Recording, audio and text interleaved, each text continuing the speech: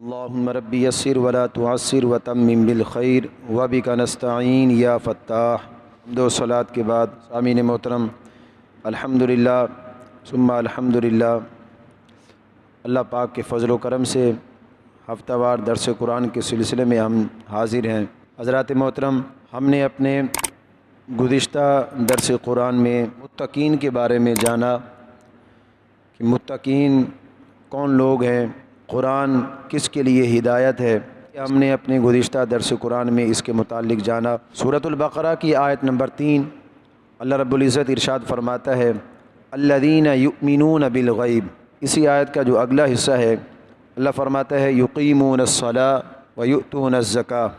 اللہ نے پچھلی آیت میں فرمایا نا، یہ قرآن متقین کے لیے ہدایت ہے، تو اللہ سورۃ البقرہ کی آیت نمبر 3 کے اندر متقین کے بارے میں ارشاد فرما رہا ہے کہ متقین کون لوگ ہیں، متقین کی صفت کیا ہے، ان اعمال کو اپنانے سے انسان متقی بن سکتا ہے۔ تو اللہ نے فرمایا الذین یؤمنون بالغیب، وہ لوگ جو غیب پر ایمان رکھتے ہیں۔ یاد رکھیں، متقین کی اس آیت کے اندر اللہ رب العزت نے اس آیت میں متقین کی 3 صفات کو بیان فرمایا۔ سب سے پہلی صفت ایمان بالغیب، غیب پر ایمان لانا۔ دوسری صفت نماز قائم کرنا، اور تیسری صفت متقین کی اللہ فرماتا ہے جو اللہ نے ان لوگوں کو مال دیا ہے، اس مال میں سے وہ اللہ کی راہ میں خرچ کرتے ہیں۔ انفاق فی سبیل اللہ، اللہ کی راہ میں خرچ کرنا۔ پہلی صفت ایمان بالغیب کی ہے، اس کا اس آیت میں بیان ہے۔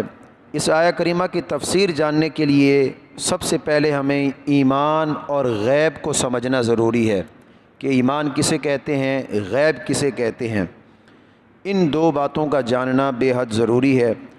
تو ہم سب سے پہلے ایمان کے متعلق جانتے ہیں کہ ایمان کس چیز کا نام ہے، ایمان کسے کہتے ہیں، اور اس کے بعد انشاءاللہ العزیز ہم پھر غیب کے بارے میں بھی جانیں گے کہ غیب کس چیز کا نام ہے۔ تو سب سے پہلے ہم ایمان کے بارے میں جانتے ہیں۔ یاد رکھیں، ایمان امن سے ماخوذ ہے، اور امن کا معنی ہے نفس کا مطمئن ہونا، نفس کا مطمئن ہونا اور خوف کا نکل جانا۔ نفس بالکل مطمئن ہو گیا، اب نفس کے اندر کوئی خوف نہیں ہے۔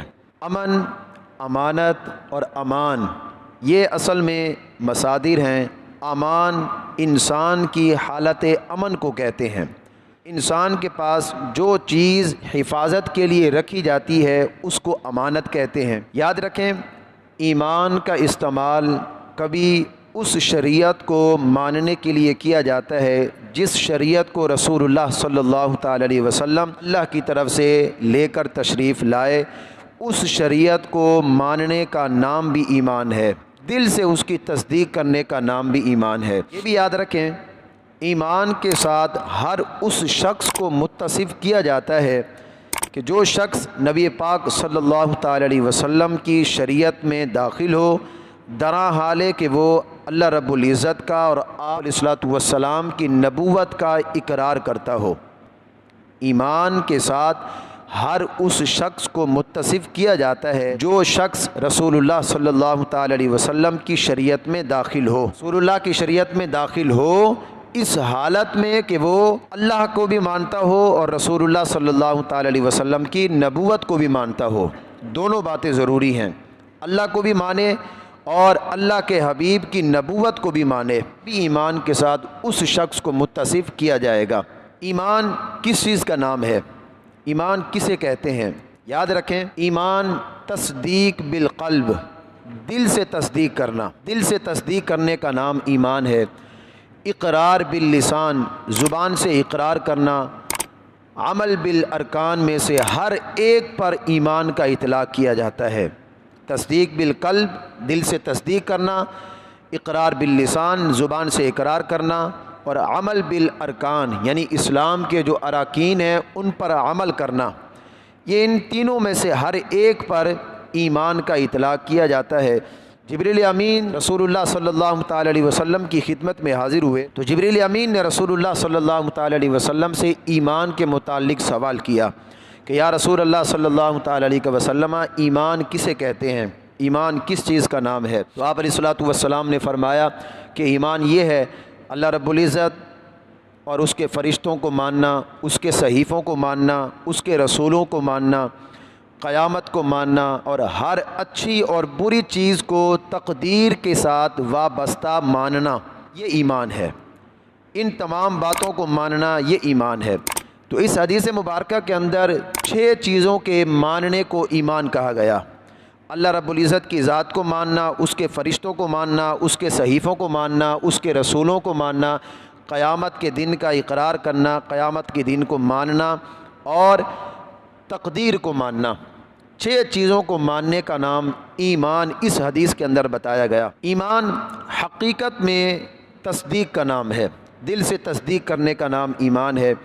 اللہ رب العزت نے بندے کو جس امانت پر امین بنایا، اس میں انسان کو چاہیے کہ صدق کے ساتھ، سچائی کے ساتھ داخل ہو جائے، یہ ایمان ہے۔ اگر بندہ جس طرح زبان سے تصدیق کرتا ہے اسی طرح دل سے بھی تصدیق کرے، جو کچھ زبان سے بولتا ہے دل سے بھی اس کی تصدیق کرے تو وہ مومن ہے۔ کلمے کے تقاضوں کو پورا کیا، کلمے کا جو حق تھا اس کو پورا کیا، یہ نہیں کہ صرف زبان سے بولا دل میں کچھ نہیں ہے، زبان سے بھی تصدیق کرتا ہے اور دل سے بھی تصدیق کرتا ہے، وہ مومن ہے۔ اور جو شخص صرف زبانی اقرار کرے، اس کے دل میں کچھ نہ ہو، زبان سے کہتا رہے کہ میں مومن ہوں، میں مسلمان ہوں، میں مسلمان ہوں، لاکھ بار وہ کہتا رہے زبان سے، لیکن دل سے تصدیق نہ کرے تو وہ اللہ کی دی ہوئی امانت کو ادا نہیں کر رہا، وہ منافق ہے۔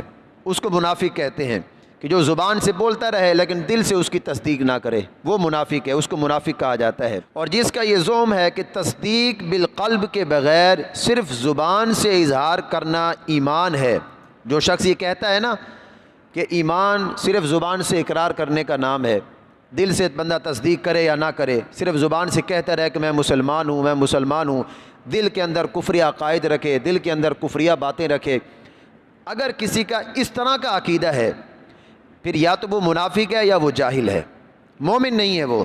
قرآن مجید فرقان حمید کے اندر اللہ فرماتا ہے ذَلِكَ بِأَنَّهُمْ آمَنُوا ثُمَّ كَفَرُوا فَطُبِعَ عَلَىٰ قُلُوبِهِمْ۔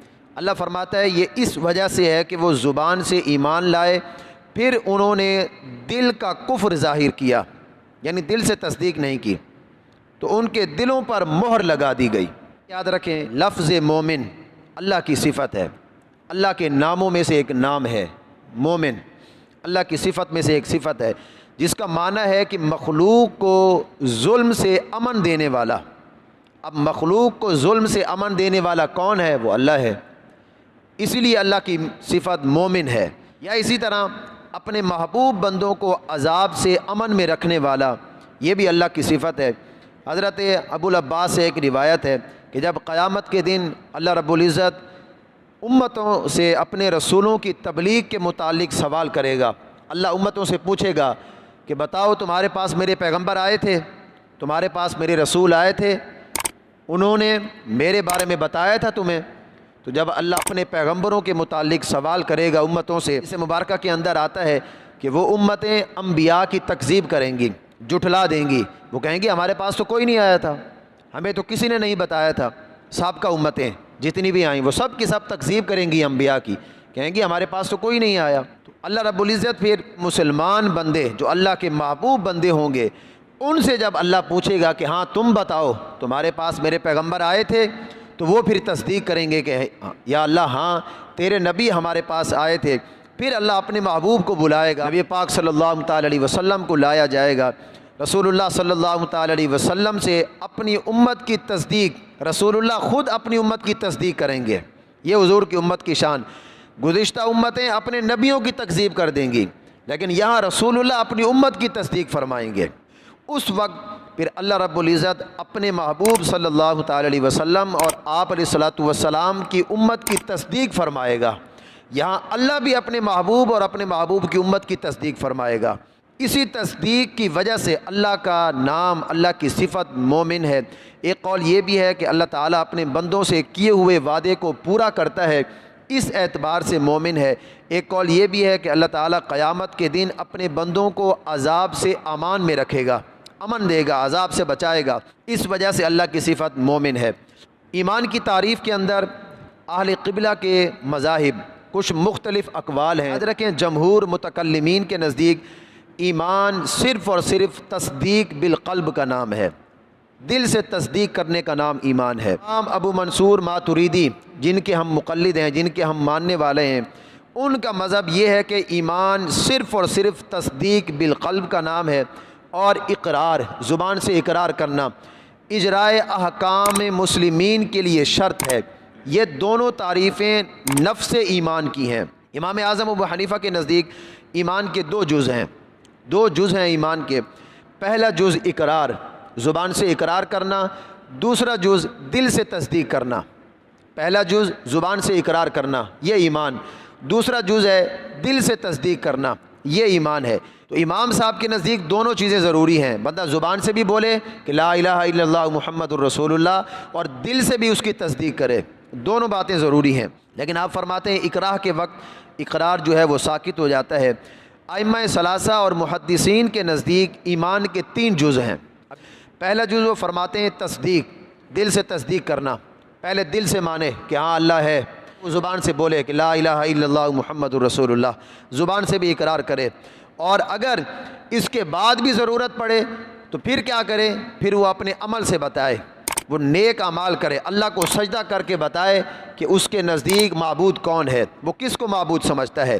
تو 3 جز ہوئے، پہلا جز تصدیق، دل سے ماننا، دوسرا جز زبان سے اقرار کرنا، تیسرا اعمال صالحہ، نیک عمل کرنا، اللہ کے حکم کی اطاعت کرنا۔ لیکن اعمال کے ترک کرنے سے، اعمال کو چھوڑنے سے انسان ایمان سے خارج نہیں ہوتا، بندہ کافر نہیں ہوتا، بلکہ وہ فاسق ہو جاتا ہے، فاسق ہو جاتا ہے، اس کے ایمان میں کمزوری آ جاتی ہے۔ تو یہ تعریف ایمان کامل کی ہے، ایمان کامل کی، کہ بندے کا ایمان کامل کب ہوگا، کہ انسان زبان سے اقرار کرے، دل سے اس کی تصدیق کرے، اور جو اللہ نے اس کو حکم دیا ہے اللہ کے حکم کی اطاعت بھی پھر کرے، نیک اعمال بھی کرے، تب جا کے انسان کا ایمان جو ہے وہ کامل ہوتا ہے، مکمل ہوتا ہے۔ اور اگر اقرار بھی کرتا ہے، تصدیق بھی کرتا ہے، لیکن اعمال اچھے نہیں ہیں اس کے، تو اس کا ایمان مکمل نہیں ہے۔ مسلمان ہے، وہ کافر نہیں ہوا، مسلمان ہے، کیونکہ اس نے زبان سے اقرار کیا ہے، دل سے تصدیق کی ہے۔ اب اگر اس کے پاس نیک اعمال نہیں ہیں تو وہ کافر نہیں ہے، بلکہ اس کا ایمان مکمل نہیں ہے، وہ فاسق ہے، اس کے ایمان میں کمزوری ہے۔ تو اگر کسی کو اپنا ایمان مضبوط کرنا ہے، مکمل کرنا ہے، تو اس کو چاہیے جو اس نے زبان سے بولا ہے، جو کچھ اس نے زبان سے ادا کیا ہے، دل سے بھی اس نے تصدیق کی ہے، اب اس کو چاہیے وہ نیک اعمال کرے، وہ اچھے اعمال کرے، تاکہ اس کا ایمان مکمل ہو جائے۔ امام شافعی سے منقول ہے کہ ایمان تصدیق، اقرار اور عمل کا نام ہے۔ تصدیق بھی بندہ کرے، اقرار بھی کرے، نیک اعمال بھی کرے۔ جس کی تصدیق میں خلل ہو وہ منافق ہے، کہ جس کی تصدیق کامل نہیں ہے وہ منافق ہے، اور جس کے اقرار میں خلل ہو تو وہ کافر ہے، اور جس کے عمل میں خلل ہو، یعنی اقرار بھی ہے، تصدیق بھی ہے، لیکن عمل نہیں ہے، تو فرماتے ہیں وہ بندہ پھر فاسق ہے، اس کا ایمان کمزور ہے، وہ دوزخ کے دائمی عذاب سے نجات تو پا لے گا، لیکن اس کو اپنے گناہوں کی سزا ضرور بھگتنی پڑے گی، جہنم میں ضرور جائے گا، وہ ہمیشہ ہمیشہ کے لیے نہیں رہے گا، کیونکہ ایمان ہے اس کے سینے میں، تصدیق ہے۔ اعمال اچھے نہیں ہیں تو جو اس نے گناہ کیے ہیں، گناہوں کی سزا اس نے بھگتنی ہے۔ اس کے بعد اللہ اپنے فضل سے جب اس کو چاہے گا جنت میں داخل فرمائے گا۔ بارگاہ الہی میں دعا کرتے ہیں رب العالمین ہم تمام مسلمانوں کو قرآن پڑھنے، قرآن کو سمجھنے اور قرآن کی تعلیمات پر عمل پیرا ہونے کی توفیق عطا فرمائے۔ وآخر دعوانا الحمدللہ۔